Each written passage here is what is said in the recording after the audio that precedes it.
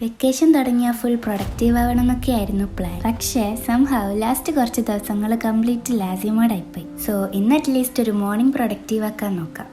സത്യം പറഞ്ഞാൽ വെക്കേഷൻ ടൈമിൽ റൂട്ടീൻ മെയിൻറ്റെയിൻ ചെയ്യാന്നൊക്കെ പറയുന്നത് വലിയ ടാസ്ക്കാണ്. ആദ്യം നമുക്കൊന്ന് റൂം ക്ലീൻ ആക്കാം. അപ്പം തന്നെ കുറച്ച് പ്രൊഡക്റ്റീവ് ഫീലൊക്കെ വരും. രാവിലെ ഒന്ന് ഫ്രഷായി റെഡി ആയില്ലെങ്കിൽ പിന്നെ full day മടിയായിരിക്കും.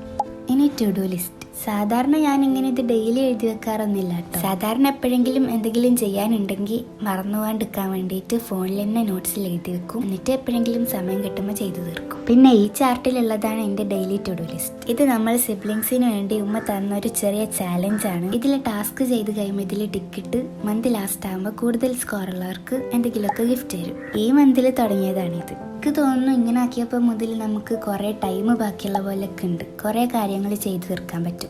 Last week study routine upload ചെയ്തതിന് ശേഷം ആക്ച്വലി ഞാൻ പ്രോപ്പറായിട്ട് പഠിച്ചിട്ടില്ല.